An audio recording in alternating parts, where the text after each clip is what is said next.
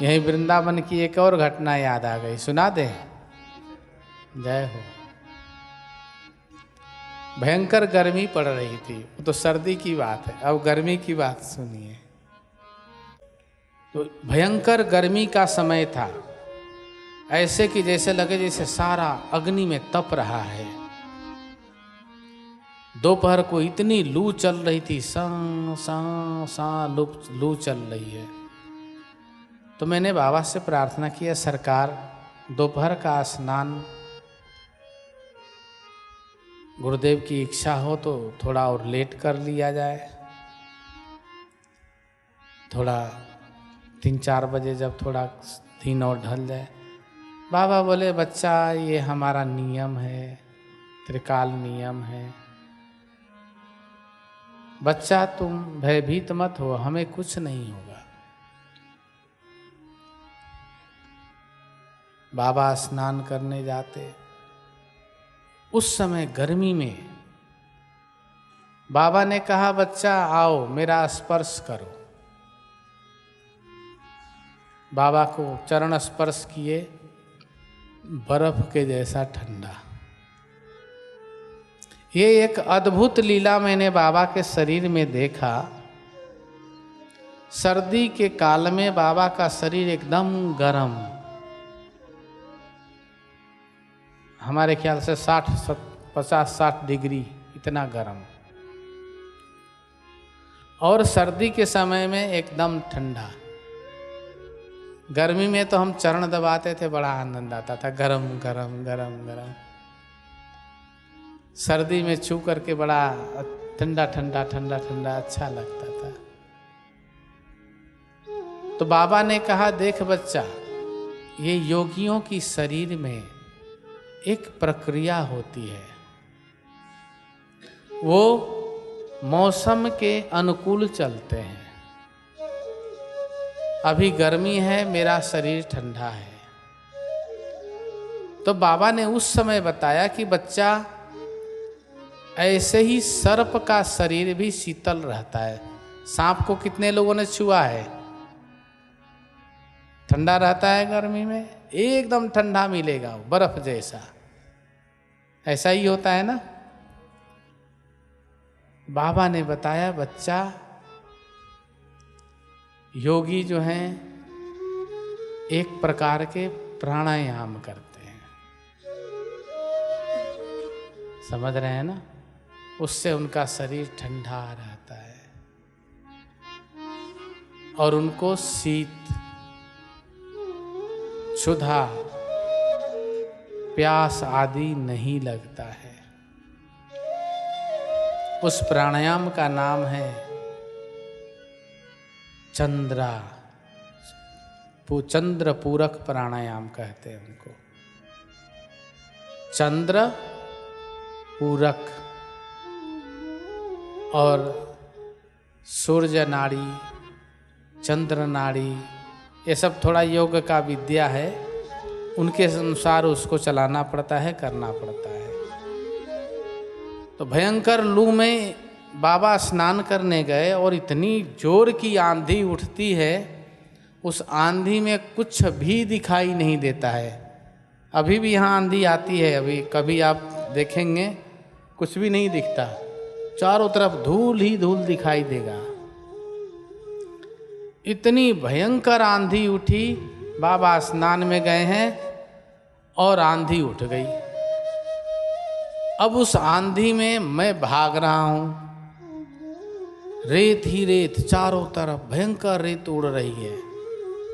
आंख पे हाथ रखे हैं, ऐसे करके धीरे धीरे देख करके भाग रहे हैं। गए नाव पे, गए नाव के पास जाके बैठे, पानी के पास नीचे बैठे तो थोड़ी, अब मैं नाव पे चढ़ा कि बाबा कहाँ हैं। बाबा देखे तो है ही नहीं। 2 नाव रहती थी, ऐसे नाव को जोड़ करके बीच में बांस का, जैसे बताए ना कि प्रयाग में करते थे, बीच में बांस की सीढ़ी होती थी जमीन में गड़ी हुई। नाव पे जाके, उस पे जाके बाबा स्नान करते थे। हमने देखा बाबा तो है नहीं। अब उतनी जोर से आवाज दें, सरकार सरकार, कोई आवाज़, कुछ समझ में नहीं आया। फिर मैं नाव से भाग के आया, नल घर था वहाँ जहाँ बाबा पाँव धोते थे, वहाँ भी बाबा नहीं, वहाँ भी बाबा नहीं।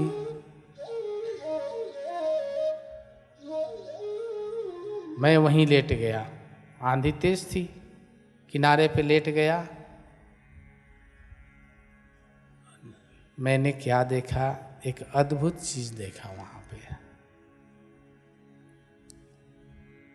और वो अद्भुत चीज ये था कि हमने देखा वहां से बाबा के एक कदम है नाव पे और दूसरा कदम है किनारे पे। समझ रहे हैं?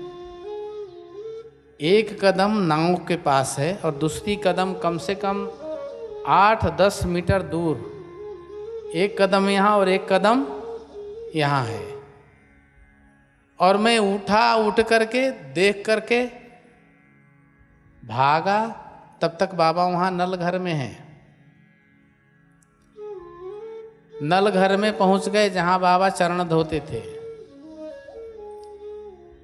उस समय मेरे को कुछ समझ नहीं लगा ये क्या हुआ, कैसे हुआ। और मैंने प्रत्यक्ष देखा बाबा का एक पांव यहाँ और एक पांव वहां, जैसे वामन भगवान उठाए ना पांव को, आकाश में कर दिए। बलि महाराज, बलि को ना एक पांव जमीन पे थी और एक कर दिए ऊपर। एक पांव उनका जमुना जी के किनारे जल के पास और एक पांव वहाँ ऊपर। और मैं ऐसे लेटा हुआ हूँ आंधी में, और मैं देख रहा हूँ बाबा के पांव, और मैं देख रहा हूँ कि यहाँ और यहाँ। फिर मैंने देखा इधर, फिर मैंने देखा इधर, और इतने में मैं उठ रहा हूँ और बाबा नल घर में पहुँच चुके हैं। तो बाबा ने एक कदम में ही जमुना जी के किनारे से मचान के पास पहुँच गए। इतना भयंकर आंधी में मैं आया, मैंने देखा बाबा यहाँ बैठे हुए हैं। मैंने बाबा से बोला, सरकार वो आप ही थे? कौन बच्चा जो मैंने देखा एक पाँव वहाँ और एक पैर वहाँ? बच्चा क्या देखा तुमने? हमने कहा सरकार एक पाँव वहाँ जमुना जी के किनारे, एक पाँव किनारे पर, ऊपर जमुना जी के अराड़ पे। अरे बच्चा तू मूर्ख है, तू पागल है, चल पानी नल चलाओ। तो योगियों की, परमहंसों की लीला बड़ी ही अद्भुत होती है। अगर उनको आप गान करें, बताएं, तो लोग कहेंगे आपको पागल है। समझ रहे हैं ना? और लगता भी है अद्भुत, पागल जैसा, ऐसा कैसे हो जाएगा? तो परमहंसों की जो लीला है बड़ी अद्भुत होती है। ऋषभ देव जी, भरत, जड़ भरत जी, ये सब वन में रहते हैं, जंगल निर्जन में रह रहे हैं। इनको खाने का नहीं, पीने का नहीं, सोने का नहीं, जगने का नहीं, वस्त्र का नहीं, आसन का नहीं, किसी चीज का कोई परवाह नहीं है। किसी भी वस्तु की कोई चिंता ही नहीं है। तो ऐसे होते हैं परमहंस, सिद्ध योगी जन। सुखदेव जी कहते हैं, परीक्षित, आत्मधनम सर्वश्रेष्ठस्य आत्मतत्व सर्वं सुखम। हे परीक्षित, ऐसे योगी जन आत्मधन को ही परम धन मानते हैं, आत्म सुख को ही परम सुख मानते हैं। ना सुखम देवराजस्य ना सुखम चक्रवर्तिनः जत सुखम वीतरागस्य तत् सुखम किमिद्वरे। ऐसा सुख देवराज इंद्र को भी नहीं है, ऐसा सुख चक्रवर्ती सम्राट को भी नहीं है। कैसा सुख? एक परमहंस दिगंबर आंख बंद करके, आंख खोल करके, धूल धूसर मिट्टी में पड़ा हुआ है, और प्रकाश को भी प्रकाशित कर रहा है। ऐसे दिगंबर का स्पर्श मात्र से, चिंतन मात्र से, स्मरण मात्र से, कृपा मात्र से अनेक जन्मों से भटकते हुए जीव का कल्याण हो जाता है, इसमें कोई संदेह नहीं है।